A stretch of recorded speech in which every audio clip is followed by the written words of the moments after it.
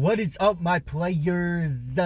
Yeah, we're back at it again with another freaking video. You didn't think I was gonna upload another video this fast?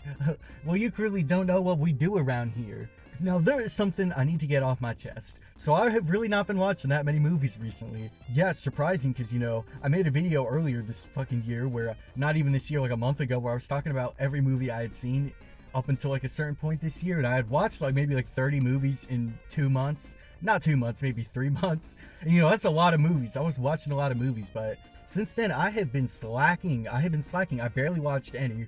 So I wanted to talk about the movies I watched since May started, because those are the ones that are actually fresh in my mind. I'll have something worthwhile to say on them. Like last time I was watching movies that I really hadn't seen in more than 3 months, and had seen a bunch of movies since then and kind of forgotten about what happened in them. But this is not going to be the case this month, because I remember all these movies pretty dang well. So the first movie we're going to start with, I saw on May 1st, Bugonia. Yeah, this movie came out pretty recently. I actually wanted to watch it because, it's on Netflix, and I like the Hyman girl from Superbad. Like you called me Hyman until I was 12. And I will say, there are some things about this movie that I actually do really like, although it wasn't no masterpiece or nothing. So it was filmed in 4:3, which basically means it looks like an old movie instead of a new movie, like there's less camera. But, I didn't even really notice it until about halfway through the movie. Maybe it was sooner than that, I don't know. I just know I noticed it eventually, and I was like, oh damn, this shit was in 4:3? Wow, I didn't even notice that cool fact. And it's also got that big dude, that big fat dude. What's that guy's name? He's pretty fucking funny. There was for a long time, I actually didn't really like him that much, because he was saying some leftist shit on his thing, which is fine, but I thought he was just saying that because he had gotten big now and he was switching over. But then I find out he was saying this leftist shit on his podcast where he was being a complete fucking degenerate. And then, that actually made me give him a lot more fucking credit. I realized I actually admitted then, I was like, okay, I was completely fucking wrong about this guy. I really thought he had just fucking signed up on that lip shit. That actually kind of made me reevaluate my ability to assess how people act. That was a big blow to me. Well, not really. I immediately recovered within 48 hours. But he plays like a cop in this movie. And this movie is about these two, I didn't really explain what the movie's about, but it's about these two incel guys, and they're both kind of autistic. One of them's actually on the spectrum, the other dude's probably undiagnosed, and they kidnap this girl because they think she's an alien, and then they have her tied up in the basement. So it's kind of like that movie Misery. And then there's a part the big fat dude, fuck, I keep forgetting what his name is. Yeah, Stavros. His name's Stavros. So Stavros, he's like a cop, and it's like the scene in Misery where the cop shows up and then the guy's trying to break out of the house. But then obviously, the fucking he gets killed just like in Misery. I really do that was a really good homage to Misery. Not for sure if they did that on purpose. It might have just been the same thing happening, coincidence, but I really don't think it was a coincidence. I think it was homage to Misery. Have you seen Misery? I mean, come on. The dude who made it literally got violently murdered by his son this year, so he was definitely in the news. Rest in peace, Rob Reiner. Okay, well, I'm gonna say though, if you want to watch this video, I'm gonna just be spoiling these movies. Come on, for me to get my thoughts across on these movies actually right, you really need to get into spoilers. I hate reviewers who do not have spoilers in their videos. Oh, you have a spoiler-free section? Yeah, fuck you, buddy. We don't need that around here. So the girl actually was an alien, and at first I thought for 5 minutes when I was watching this movie, I thought, oh, that was actually kind of a cool ending. And then I just kind of realized it's oh yeah, this really was not very well foreshadowed. I can see where the foreshadowing was, because I already got spoiled on this movie before I saw it, so I don't even know why I was feigning I didn't know that happened. I actually did. I did forget. I wasn't lying to y'all. Actually, I did kind of forget I got spoiled on this. It was actually, that's kind of a good sign that it was an alright movie. It just wasn't no masterpiece. And I even though the fucking twist ending was kind of stupid, I don't know, I feel like there was just no real way to foreshadow that this woman was an alien without just being super straight up and obvious with it. But I do kind of like the way they went with it, because there's a part in the beginning of the movie, where before she's kidnapped and she's given some meeting, and she's talking about all this crap where she's kind of just giving off random therapy buzzwords, and that sort of made me think, because I had been spoiled. I was like, okay, so that definitely was a true spoiler, that she's already kind of acting weird. And then, she's listening to her, she's singing Chaperone out loud in her car. And that's kind of a thing where you could read it both ways. Since, I already got spoiled, I knew she was an alien. I was thinking, maybe this woman kind of realizes that the humans are sort of cool. She sort of likes the human culture. She's singing Chaperone because, it was probably the writer was thinking, oh, I love Chaperone so much that, yeah, her song would be something so good that an alien from another species where they probably do weird shit that's probably what their music sounds like. But this alien would, like Chaperone. And I do like Chaperone. I'm not even saying I disagree with them there. And I'm not even saying, I wouldn't have picked Chaperone too. That probably would have been one of my first choices. But it would have been, cool if she was listening to something I don't know, fucking old or weird. I don't know, like maybe it'd been a lot funnier if she was listening to like Tom Sawyer by Rush. That would have been a good one if she was singing to that. Because then also, you know, you can read that both ways. Like, oh, is she an alien? Like, why the fuck is she listening to Tom Sawyer? That song kind of sounds alien-y. Is she an alien? But you know, oh, it's a classic rock song, so you know, she's probably, you know, if she was a human, she probably grew up and her dad was playing that in the car. Like, you don't really know where to go with it. But my point is, Bugonia is a pretty freaking good movie, but it's no masterpiece. And also, I don't really like the way that they were like portraying like the kind of like incel culture. Like, it was a little bit too Andrew Tate and not enough Elliot Rogers, if you know what I mean. And you obviously do, because if you made it this far in the video, you're probably certifiably insane. So the next movie I saw was freaking cool as heck. Now, it wasn't exactly like the fantastic movie you've ever written with like great dialogue. You can tell it was very rushed. They probably didn't have a lot of time to work on the script, but it was still really good. So this movie is called Wizards from 1977. The Ralph Bakshi guy made this. I don't know how you say his name, but you know, he's the guy who made the Fritz the Cat movie. Fritz the Cat. It's Fritz the Cat. God, I don't know how to speak. But yeah, this movie is really cool because there's this really cool red robot in it. I don't remember what his name is, but he gets like brainwashed or something, and then they make him into a good guy, and they start calling him Peace. And they change his name from some crazy shit where it's like the Killer 3000 to Peace. You know, that's kind of cool. But it also doesn't make sense. But I don't really care if it doesn't make sense, because once the robot turned good, that is when the movie started to get good, if you know what I mean. But the opening cutscene, wait, why did I say the opening cutscene? I was talking about this shit, let's get a video game. The opening scene where they're kind of explaining what's going on in this. No, they're explaining the lore, so it's about this good wizard, and then you got an evil twin brother who's the bad wizard. And then the bad wizard grew up and then like took over the land, which is, you know, that's pretty cool. It's sort of like Lord of the Rings. And then the good wizard, he's really old now, and he bands together with the good robot, you know, who got turned good because, you know, he got hit by the laser or whatever. No, the good wizard, I forgot, he was the one who brainwashed him. And then there's also like a fairy woman, and I think there was one other person too. I could be wrong about that. No, one dude in the first scene of the movie, like before the robot turns good, he like shows up at the like freedom fighters meeting that the guys are having, and then he shoots the last other member. There still may have been another dude who was in the squad. Oh yeah, there was like a little fairy soldier dude, and he was cool too. There was a scene where the red robot, you know, before he turned good, he was hunting him down in a forest, kind of like that movie Princess Mononoke. This movie kind of reminds me of Princess Mononoke, but sort of with the American ideals to make me love America as an idea so much, like American patriotism. You know, fuck. How do I say this? So 9/11 was bad, but the Iraq War, that was bad. Trump is bad, but you know, 4th of July is cool. Apple pie is cool. Putting your penis in an apple pie is a great movie. Yeah, there's really only one more thing I want to talk about with this movie, because the last scene, well, not like the last scene, but you know, the climax of this movie, it's actually the most famous part of the movie. This was the first thing I ever saw for this movie. I've seen this clip probably since I was in middle school.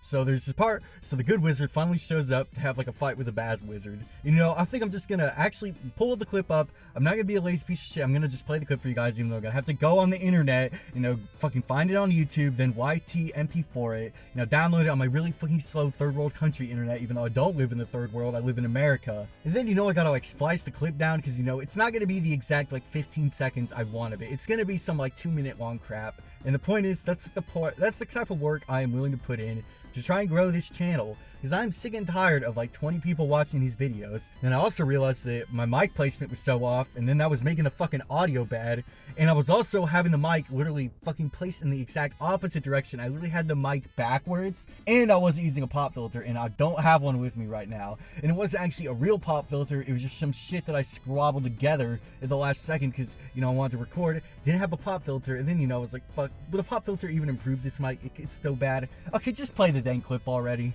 Brother, there is no need for me to destroy you. Surrender. Surrender your world. You always did need an audience, you sap. Let me tell you, I ain't practiced much magic for a long time.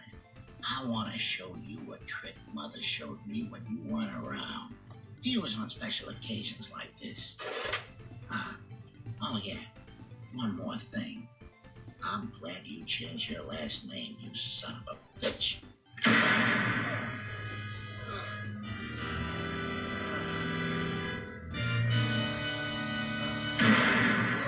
Yeah, wasn't that the most badass shit you've ever seen in your entire life? Genuinely, should we roll the clip again? I mean, frick, we already have it here. Nah, that would be, you know, something Nostalgia Critic would do, you know, but we don't do those types of jokes around here. We do not do those types of jokes around here. Okay, so the next movie is one, you know, I've actually seen before. Saw it a lot when I was a kid, and I really liked it. Although there were some things I did not like about it. You know, Ghostbusters. But you might be saying, like, how did you not like Ghostbusters when you were a kid? Okay, well, so the movie is called Ghostbusters, but then about 70% of the movie, instead of it being ghosts, is just this weird demon shit. I mean, come on, who really likes demon crap that much? It's weird.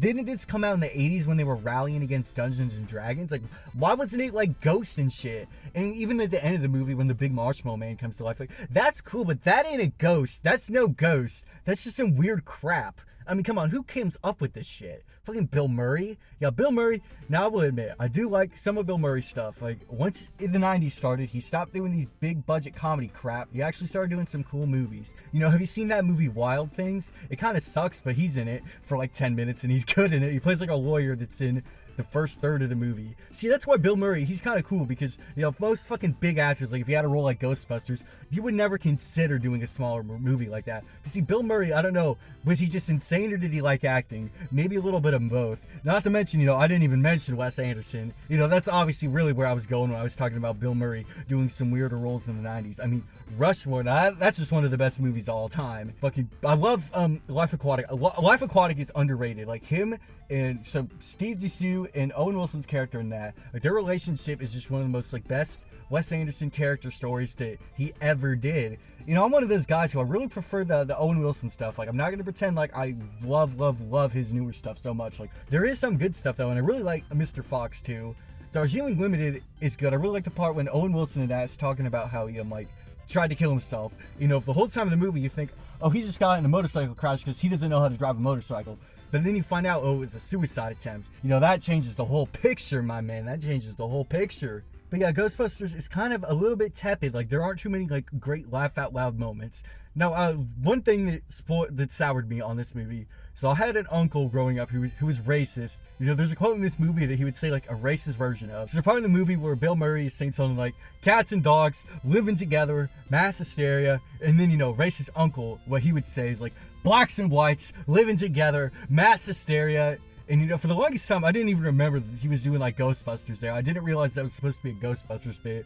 You know, once I found that out, like it made it like 5% less racist, but still super messed up. No, I'm kidding. I made that whole thing up because I thought of that in my head one time, sort of as an intrusive thought. It made me laugh out loud, even though it was really fucked up. So I had to put it in the context like that because, you know, I couldn't just say that in the video. That would have been racist. But, you know, since I said a racist person who was bad said it instantly became brilliant satire. Like, did it not? Like, if I had just said that straight up, you would have thought I was racist. But since, you know, I had to deface it behind another story, it instantly became fucking smart. Like, come on. Alright, enough about Ghostbusters. You know, if you've never seen this movie before, I would not watch it unless maybe, you know, if you're one of those freaks who's into demon stuff, then I'd recommend giving it a shot. But besides that, this one does not hold up to. Actually, you know, it is good. So maybe you should watch it just because it's iconic. I mean, it's literally Ghostbusters. What was I saying there? How could you never in your life see Ghostbusters? Actually, in fact, if you've never seen Ghostbusters, you need to watch it right now. Okay, next video. Or not next video. Fucking next movie. Oh, this was a good movie. The Trailer Park Boys movie. Okay, no, it was good, but let me tell you, it was not as good as the peak of the show. But not being as good as the peak of the show is still, you know, it can still be extremely good, especially when you have Clattenburg, you know, the writer who left the show, and then instantly once he left, it became bad. Well, he was on board for this movie. You know, that should make it an instant slam dunk, right? Wrong. Unfortunately, they were trying to make this movie like an introduction for the newcomers, so if you had never seen any episodes of the show, they reintroduced all the characters, and they recast Trinity, and the new Trinity freaking sucks. Like, I cannot believe for a second that this girl was stealing barbecues. With the old Trinity, like, she could actually portray the white trashness correctly, and they barely even dress up this new girl like white trash at all. She just looks like a normal little girl. So yeah, this movie, you know, it's good because it's Trailer Park Boys, but it doesn't really do anything groundbreaking. Not too much to say about it, except if you like this and you haven't seen the show, you need to watch the show because it's 10 times better. In the scene whenever they steal the fucking quarters, like that is actually one of the funny scenes in any Trailer Park Boys piece of media ever. But you know, one scene does not make the whole movie good. But there are some other good parts in the movie though, don't get me wrong. It is still pretty freaking good. It's just not as good as the show, which is a little disappointing. You'd hope that the movie would tell some really funny story, which I guess it kind of did, but they really took way too long to get to the part whenever, you know, they break the coins. Like, or not break the coins, why did I say that? You know, it takes way too long for them to actually do the heist. Like, 45% of the movie is them like deciding, should we do the heist or should we not do the heist? You know, that's not really the most interesting thing in the world. They should have decided pretty early on they were going to do the heist, and then have like most of the movie then be them like planning the heist and then trying to hide the fact that they're planning the heist from Leahy. That was clearly the way to set up the movie, but you know, I guess you can have it be more of a character struggle. Like, does Ricky want to do a really bad crime, or does he want to try and, you know, not disappoint Lucy? Okay, I can kind of see why they decide to go with that route. But, you know, besides the point, this movie is good. You know, I already said that like 10 times. Okay, next movie. Okay, unfortunately, this next movie is probably the only movie I saw that we're going to be talking about today that actually sucks. Like, I actively do not want you to watch this movie. By all means, like, never watch this. Like, it's a complete waste of time, and it's long too. 2.5 hours. I don't know what I was thinking when I put this on. Like, I was really feeling like, hey, maybe we should put on something that's long, came out in the last 5 years, and it was an original movie, like, not based on an IP or anything. Okay, I didn't even say the name of the movie yet, but the movie was Triangle of Sadness. So if you want to know the name of the movie, you need to never watch it. It's Triangle of Sadness. But okay, so why is this movie so bad though? I really have just been saying it's bad, haven't said one reason why. Kind of a childish thing to do. So this movie thinks that it's really smart. It's supposed to be a satire, but this satire makes Matt Stone and Trey Parker's satire look like Mel Brooks' satire. That's how surface level and benign and stupid it is. So this movie's about why rich people are bad. So the beginning of the movie is this dude, and then, okay, I'm gonna be straight up. I was making cookies, and then I made dinner while I was watching this. You know, I was eating food for a good amount of it, so I wasn't exactly the most like locked in person ever. But I have like a bit of a theory that in the first like 5 minutes of any movie, like once you're like an adult or basically past the age of like 15, you can tell for any movie whether you're gonna really like it in the first 5 or 10 minutes. Like even if it's not, like you can just tell it's not gonna be good. And I instantly felt that with this movie. Oh my gosh, how fucking they beat you over with the head with the themes in this that make you, oh my gosh, this movie just thought it was so smart, you could tell. There's one, they made it 2.5 hours, you know, and they take forever to get to the actual premise of the movie. So when I saw it like on Netflix, like the description said something like, a biting satire about rich people meeting their demise on a boat that gets stranded in the middle of the ocean. And I was like, okay, so this is going to be something kind of a fun movie like The Menu, which I really like, you know, ain't the most fucking smart movie ever, but it wasn't really trying to be, it was really trying to be insane. Like, I thought this movie was going to be like that, where it was really just going to focus on the plot. Okay, so I have really not, like, I don't know why I didn't say this yet, but the thing I don't like about this movie, so there's a part of the beginning of the movie, and they're having some fashion show, and they mentioned something like about climate change, where they say the word climate change straight up, but it's something stupid like, oh, and then let these models climate change into a new set of clothes. And then that's like a big talking point of the movie. But you see, the thing is, like, no, like, rich people, like, barely any people, like, really don't believe in climate change. Like, that's really, like, a fringe, far-right, like, neo-Nazi, not neo-Nazi, like, obviously a lot of neo-Nazis do think that because they're stupid, but, like, that's, like, a fringe belief. But so much of this movie's about that, and it's really trying to be some, like, profound thing about how people act. Because, oh my god, the fucking two main characters in this are some of the most, like, unlikable, unrelatable, like, uninteresting, unfunny fucking characters I've ever seen. Like, the first 20 minutes of the movie, so the first, like, 10 minutes of the movie, actually, first 10 minutes is some, like, fashion show where the main dude or something, like, becomes a model, and then that kind of, like, moves him up in society.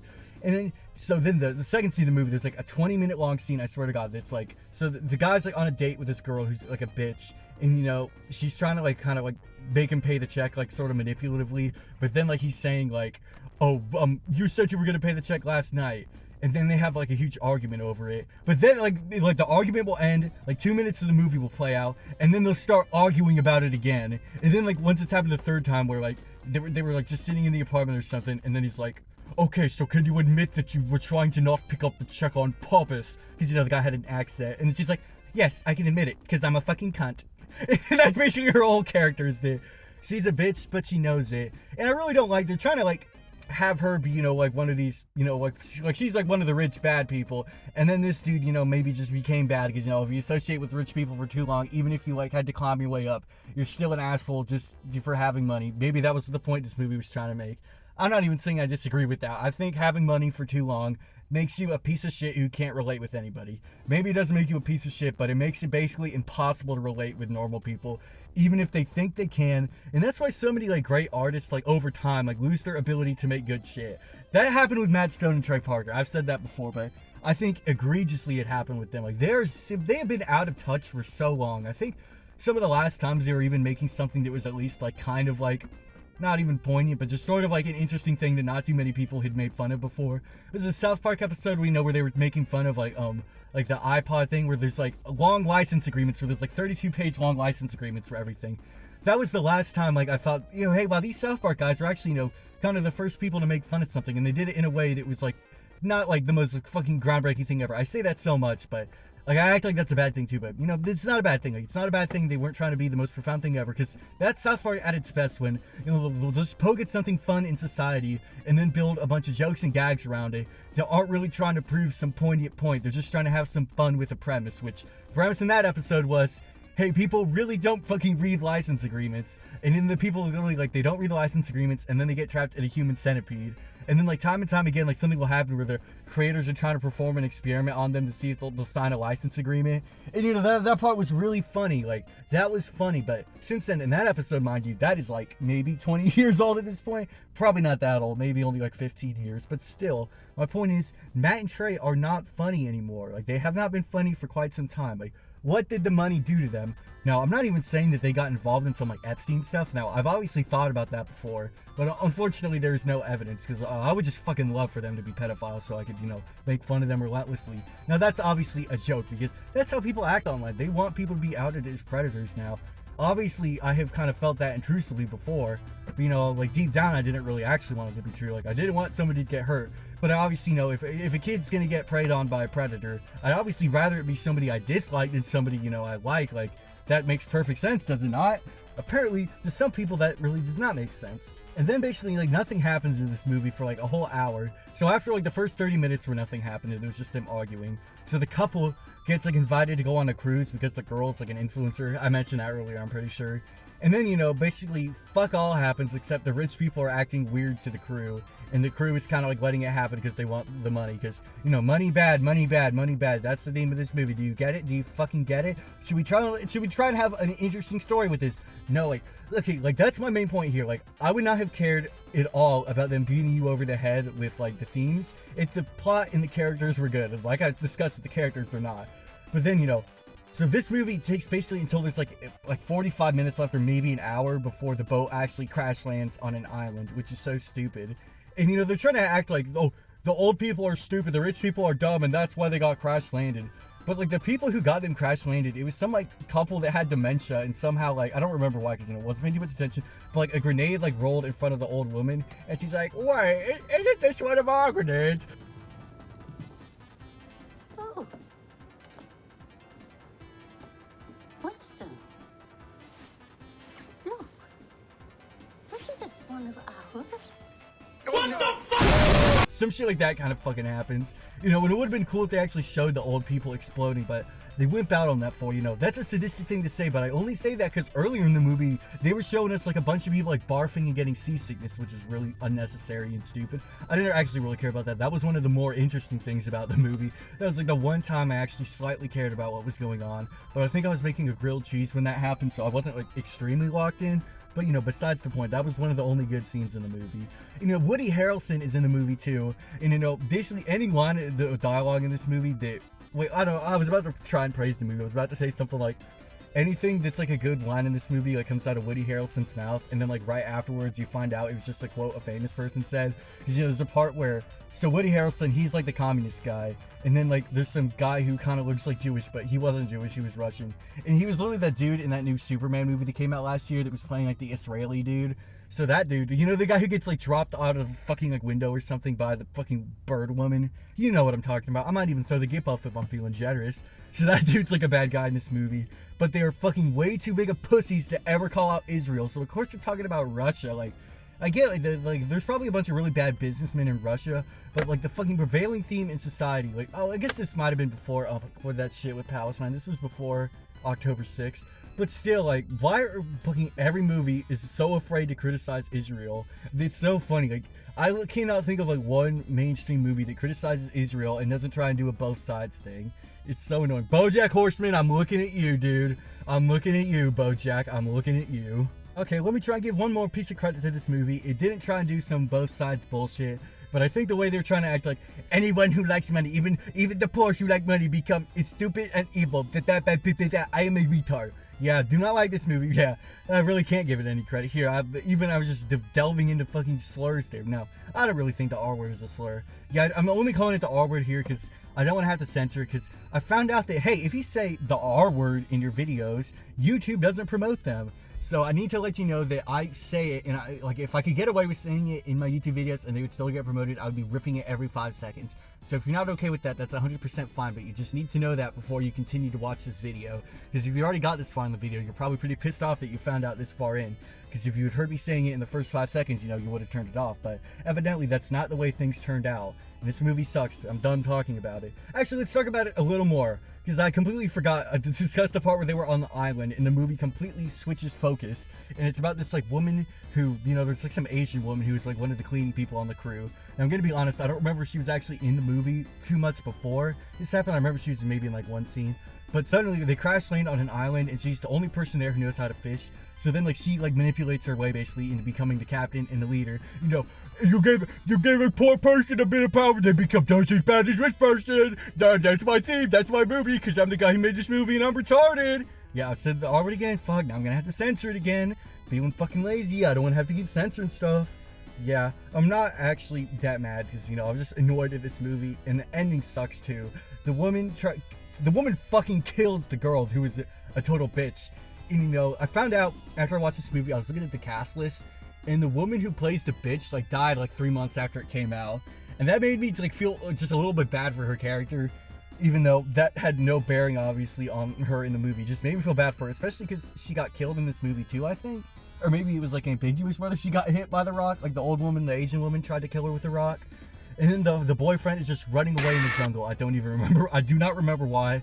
And also the boyfriend was hooking up with the old Asian lady, and then she was acting like she hated the dude, and she banned him from eating food. So they kind of got me there with a Shyamalan, but I've seen that done in Drake and Josh. So come on. That was not really good storytelling if they were doing it in a freaking Nickelodeon sitcom. But, I'm done talking about the movie. Actually, that's next movie. Okay, let me pull up the movie list. Oh my god, why is this taking so long? Oh yeah, only 2 more to go. So this next movie, BlackBerry. Now this movie is made by the guy who made Nirvana the band, the show. Obviously that is the dude who made, that We Shop channel where he's singing about Ninja Gaiden. So he's kind of a dork. So obviously he wanted to make a video or a movie about fucking BlackBerry of all things. Now if you don't know what BlackBerry is, if you're somehow, that young, because I'm pretty young, early 20s. And I remember people, I was about to say old people, but I remember adults having BlackBerries until maybe around 2013 or 2014. After that, once the iPhone 5 and 6 came out, yeah, it was raps on BlackBerry. But, this movie kind of made me think, oh, BlackBerry's kind of cool. And then, the guy in the movie, the main dude, he sort of became a jerk. And then I was like, dang, I'm kind of glad BlackBerry died. Now, obviously, I really liked the one character in this movie. He was the nerd guy who with the Doom shirt. That dude, now he was cool. And apparently he made it out at the end of that movie pretty dang well. So how every fucking one of these movies where it's based on a true story, they do the thing at the end where they'll show what happens to the people after the movie ends, where it showed the rise of the company or whatever. So it was actually cool. That was one of the best parts of the movie. So showing the nerd guy, he sold his shares in 2007 and then walked away. Because, in the movie, that was kind of one of the big sad scenes. So the guy who started to become a jerk hired this dude to come in and yell at the nerds and made them stop having their nerd fun. Because that was sort of what was driving BlackBerry in the early days, was the big sense of camaraderie among the people working there. They had a bunch of arcade machines in there. Why did I say arcade? So they had a bunch of video games in there and they were doing movie nights. And then the guy who became a jerk forced them to stop having those, but he sent some other dude to do it. And that kind of was tearing apart the nerd dude who was another one of the founders. So he was the dude who left with a shit ton of money. Now, obviously, the guy from Always Sunny, the bald dude, now I don't know why they made him bald in this movie. I guess the guy was bald in real life. Now, he was not one of the main 2 dudes, but they meet this dude in the first 15 minutes of the movie, a pitch. They're trying to pitch the BlackBerry to this guy, but obviously this is before it was called BlackBerry. They're just trying to pitch their little phone to this dude. And then he says that was the worst pitch I've ever seen in my fucking life, but you 2 dudes are so badass, they want to suck you off and work with you. And they start working with this guy. But the dude doesn't want to work with the nerd dude. He only wants to work with the guy who eventually becomes a jerk. And that's sort of why he becomes a jerk, because he starts working with this dude who was a jerk. I did not finish talking about the part where they were showing the statistics at the end, because there was one cool part. Literally, the final thing to show in the movie, it's some shit where it says, at BlackBerry's peak, they owned 45% of the smartphone control space. In 2026, they own 0%. And that, that gave me a fucking chill down my spine just saying that out loud right now. Obviously, if Matt Johnson saw that I said that, he probably would be like, that guy liked that movie. It's like, no, dude, I like a statistic that you had nothing to do with, unless maybe he bought a BlackBerry. But honestly, I doubt it. Actually, he probably did. Like, why would you make a movie about BlackBerry if he didn't have one back in the day? I don't know exactly how old this dude is. Like, he looks like he's in his late 30s. Now, let me do the math on that. That meant he could have had one. He probably did, actually. That's my prediction. I kind of want to find out, did this guy have a BlackBerry or not? I'm going to look it up right now and then tell you, does he have a BlackBerry or not? Or maybe I'll tell you if, I couldn't find out if he had one or not. But honestly, I bet he got asked that in one of the press interview questions for this movie. I mean, why wouldn't they? That'd be stupid if they didn't ask him. Okay, I looked it up, but just before I tell you what the answer is, do you think that Matt Johnson ever had a BlackBerry? Or did he not have one? Did he just want to make a movie about it for no reason? Okay, 3, 2, 1. Yeah, he just made a movie about it for no fucking reason. Oh, what a quirky thing to do to make a movie about the damn BlackBerry. Because, the story wasn't exactly that fucking crazy. You think he just wanted to make a movie about it because, he liked the product, wanted to make a movie about it, because he was a fan, but he wasn't even a fucking fan. He's just some weird fucking hipster dumbass. Okay, the last thing I want to talk about before we close out is, so there was a guy who showed up in this movie who's like a YouTuber who shows up in a lot of YouTube videos. Like, his name is Sungwon Cho. Have you ever heard of him? Let me put up his face right now. I was not expecting to see him in this movie. Now, I don't really, I'm not the kind of guy who was like, oh, wow, I'm excited this guy was in this movie. It was more just like, oh, it was cool he showed up. But I was really happy about his character he played, like, because he was playing somebody from Naughty Dog who worked on the original Crash Bandicoot. And I'm a big fan of that game. I literally uploaded a video on that a couple weeks ago about why I liked the first one so much. This fucking guy that he played in the movie, this character, he literally was the guy who fucking hacked the original PlayStation to make Crash Bandicoot possible, or he was one of the guys who helped do it. Now that is what I like to call cool writing. So maybe Matt Johnson isn't a hipster dumbass, he's just a fucking hipster. Okay, so I only have one more movie to talk about, and it may have been the best movie I saw this month. And it was a movie that came out in 2025? Now, I'm actually one of those people, like, I know it's kind of unpopular to be negative, but I really do not think the movies that are coming out in the most recent years have been as good as the movies that were coming out in the 2000s. Even on the indie side, like, obviously there were some good movies coming out, but just overall, not as good. But this movie was fantastic for the most part. The last 20 minutes of the movie are not good. But, let me describe what I like about this movie. So this movie is about this kid, and he shows up at this, like, water polo camp, and it takes place in 2003. And then this kid kind of has a speech impediment, and, there's a boy there, because he's with a group of boys, there's probably like 8 of them. And one boy who's kind of like the quick-witted one, the big, sort of a bully, he sort of is, like, targeting, like, this kid a little bit. Poking fun at him, like, showing that, yeah, I can sort of be friends with you, but I'm the fucking master around here. Like, you're the bitch, I'm the master.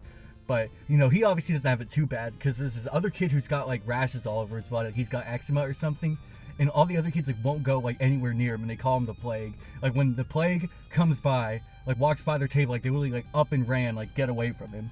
But, the main character starts to kind of become friends with the Plague a little bit. It's sort of mean I'm calling him the Plague, because his name is actually Eli. And I really like the way this movie plays out, because, if this had been a movie made by an idiot, what would have happened was, so, the first half of the movie, like, or not the first half, but the first 20 minutes would have played out the same, where the boy kind of gets introduced to the group, has like one little encounter with the guy, and then things don't, and then eventually, their friendship builds up over time. Like, this is the bad version. The friendship would have been building up over time, and then, the boy eventually would have, like, betrayed Eli, and maybe even gotten him killed somehow, doing some mean prank. And then, that would have been how the movie ended, in some tragedy. But luckily, that is not the way things played out at all. Like, though I really like the main character in here, because he kind of reminds me of, like, all the worst parts about me when I was 12 years old. Like, just, like, willing to fucking, like, like, not, like, be the fucking top person in a friend group. Like, to kind of establish yourself, like, to make fun of other people to establish yourself in a friend group. That was kind of something I did at the time, and obviously I fucking really regret doing that. That's, like, that's a dick thing to do. This is something, like, this is a genuine pet peeve, but, like, it bugs me that none of the kids said retard or anything, like, that was, like, offensive in this movie. Like, obviously I get they, like, didn't want to rip in, like, slurs every 5 seconds, even though if this took place, like, when it did, and even if this took place now, these kids would have been ripping slurs. There was only one black kid around, and he wasn't in every scene. You know what I mean? You know what I'm getting at. Of course, I'm referring to white kids saying the N-word, which happens every day in middle schools across America. Okay, so kind of the first fucked up thing that happens to the main boy, I don't even remember what his name is, but everybody calls him Soppy, because the first scene when he's getting targeted for the speech impediment, where the mean boy, like, the other boys don't even notice he has, like, anything wrong with his voice, but then the mean boy, like, calls him out for it, and they nickname him Soppy, because he was saying stop, like, he could not say his T's, so they're making fun of him for that, literally calling him Soppy. because that was the first sentence he said that somebody realized he was saying stop that or something like that. And the boy's like, what did you say? Did you say stop that? And then the kid's like, no. It's like, well, what'd you say? And he's like, you know what I said. And it's like, say it. And then obviously he's not saying it because, you know, he's got the speech impediment. Now obviously is what drives him to target the other boy. So the other boy, you know, the Plague, he's one of those like free-spirited kids. And there was actually someone who I knew in 6th grade that I actually was friends with who reminded me a lot of the kid in this movie. He was actually kind of creeping me out. Obviously, in real life, this dude was kind of a pervert, but, you know, he was still kind of a nice guy, and he also, I could tell he had a troubled home life, but I don't know why I'm making, like, talking about this kid. Like, I didn't describe what he looked like at all, but, you know, if I had described what he looked like, someone could have instantly known what he was, because, you know, he was pretty freaking distinctive looking. Like, he wasn't, like, ugly or nothing, he was just, like, distinctive looking. So, yeah, the first, like, messed up scene that happens between the main boy and the Plague. So, the Plague is, like, dancing with the cardboard cutout, and, you know, the other boys are actually kind of, like, think it's funny. But then the boy accidentally, or the kid's like dancing, and then the main boy is in the way. The Plague was dancing. And then like the main boy pushes the Plague down to the ground. And then like there was a water pipe that was loose because they had like broken out of the school and were playing in some random like courtyard or something. So then he's like washing himself off and all the other kids are like cheering him on. And so it's like, okay, so he kind of doused himself with water and he sort of accepted into the group. Like, that was cool. Like, that's clearly some baptism imagery. Like, if that wasn't on purpose, like, I would be surprised. But that was my first thought. I was like, oh, this is gonna, like, some shit's gonna happen from here. He got, like, baptized in the group. Like, he ain't gonna be fucking with the Plague no more. Now, there's a scene that happens in this movie that happens in most horror movies where there's a fake out. But I really like the way that the fake out plays out here. So, the boy, you know, the Plague, is in the locker room by himself. And then the other boy, the main boy, he sees him, and then the Plague is like cutting a snowflake out of paper. You ever did that? Like really intensively. Like he's cutting really hard, like intensively. Kind of creepy. And then, you know, he cuts his finger off, and then like blood squirts out. And then the kid's like, what do I do? And then the guy's like, yo, I'm just playing a prank on you because I'm the Plague and I'm cool. And then so then like they kind of get a tiny bit closer from there. But, you know, the whole time, like, he's not really messing with the dude because, you know, he's got the rash on him. Now, I don't know why I've been taking so long to get to the point, but not really. I'm actually kind of going through this movie pretty well, explaining what I like about it. I'm being too hard on myself. Okay, but so as time goes on in the movie, like, tension is starting to build up because... So there's a part... Okay, this is an important scene. I'm glad I mentioned this because if I forgot to mention this, I would have been screwed. So the Plague, you know, he's trying to, like, put some lotion on his back to help with, like, with the eczema. And then the main character, like, offers to help. But obviously he's kind of, like, regretting it as he's about to put it on. And then, like, it cuts to the next day. Like, you don't know if he put it on or not. And then someone goes up to the main kid and is like, yo, I heard you gave, like, a back rub to the Plague. Now you have the Plague, too. And the other kids aren't messing with the Plague. And then you're like, oh, dang, that's kind of mean. And then everyone's saying that he's got the Plague now. And then the boy, like, the next day, like, he starts to, like, feel his arm itching. And then he looks in the mirror, and then he's got the eczema on him. Like, they actually were kind of right. But then it's sort of a thing where you don't know, like, is the kid, like, imagining it or not? Like, they're not 100%, like, sure on it. Because, like, you'd think, oh, when none of the other kids ever call him out on it. Like, he was trying to hide it, but I feel like he had it on his face, too. And he was not hiding his face. If he really had it on his face, if the other kid had it, the other kids would have called him out on it. You know, as time goes on, like, so the first half of the movie, like, it really just feels like it's taking place, like, you know, normal, like, water camp. Nothing really too crazy going on. But things start feeling like the hotel from The Shining, like, as things go on. Like, the mood starts getting darker. The music in this movie, it's obviously just really creepy, like, normal horror movie music. But it is good, though. Like, it's not, like, some, like, too, like, trying to, like, set the tone too hard. Like, it's definitely, like, really moody and, like, like, I'm describing it wrong, but they didn't overdo it, but it definitely was, like, pretty obvious that this was some, like, creepy music. Like, this isn't some, like, David Lynch thing where maybe the creepiness is a little bit subtle. Like, you're definitely hearing some, like, Alfred Hitchcock wannabe-ass music. And it's building tension, like, pretty dang well. Like, this movie is building up tension. And then eventually, yeah, so I was saying that, you know, the boys are making fun of him. And then shit starts to get crazy. So eventually the coach kind of finds out that, the main boy, like, the main bully, like, the coach finds out the kid was getting bullied by the main boy.